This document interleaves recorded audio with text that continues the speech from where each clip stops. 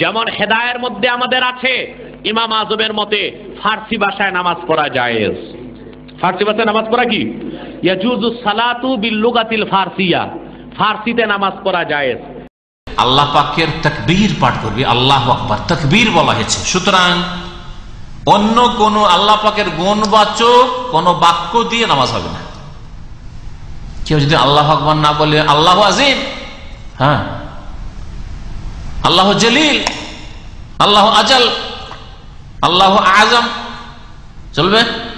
চলবে না, চলবে না। না, কিন্তু কিছু ফিকার কিতাব আছে চলবে, চলবে কথা।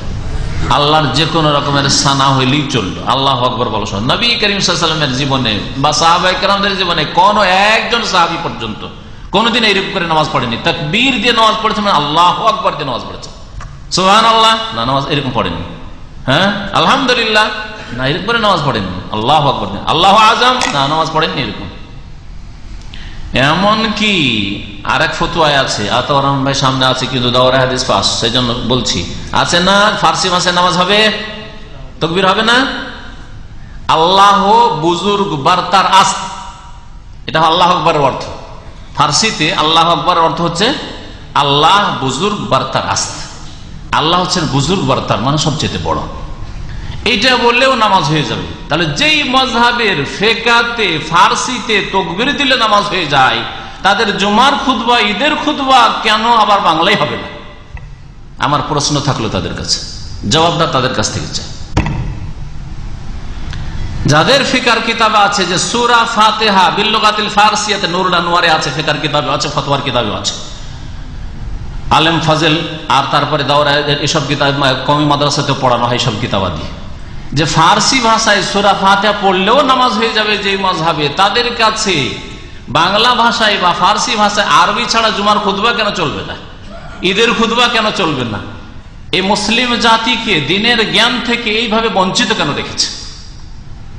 বছরে 52টা সপ্তাহে 52টা জুমার মাধ্যমে আমাদের মন্ত্রী, মিনিস্টার আর পুঁজিপতি যারা কোনো আজ মাহফিলে আসবে না, কিন্তু জুমায় আসবে, ঈদে আসবে, তারা দিন সম্পর্কে যথেষ্ট জ্ঞান হাসিল করতে পারতো না? তাহলে এতে থেকে বঞ্চিত রাখেনি?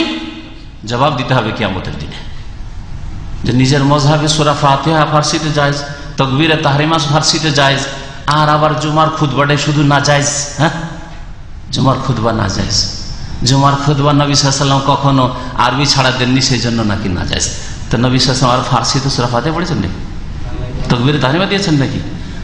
তারপরে আরো মজার কথা, নবী করিম সাল্লাল্লাহু আলাইহি ওয়াসাল্লামকে সাহাবারা জিজ্ঞাসা করেন, কোন ফার্সি ভাষায় মাসলা জিজ্ঞেস করেছেন নাকি? বাংলা ভাষায় মাসলা জিজ্ঞেস করেছেন না? উত্তর দিয়েছেন।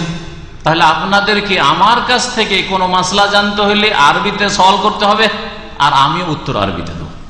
কারণ নবী করিম সাল্লাল্লাহু আলাইহি সাল্লাম আরবিতে জবাব দিয়েছেন ফতোয়ার, আর আরবিতে সাহাবীরা জিজ্ঞাসা করেছেন মাসলা।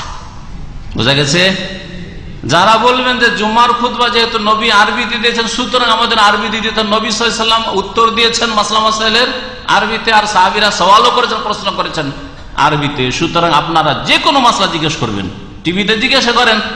ওই ভাইদেরকে বলছি যারা জুমার খুতবাকে বাংলাতে জায়েজ মনে করেন, উর্দুতে জায়েজ মনে করেন, তাদেরকে বলছি যে আল্লাহর রাস্তে আগে আরবি শিখেন, কারণ দিনের মাসলা মাসাইল জানতে হবে, আর আরবি ছাড়া জানা যাবে না। আর আলেম সাহেবদেরকে বলছি যে ভালো করে আরবিতে পাণ্ডিত্য হাসিল করেন, কারণ আরবিতে উত্তর দিতে হবে, বাংলাতে উত্তর দেওয়া যাবে না। বুঝছেন?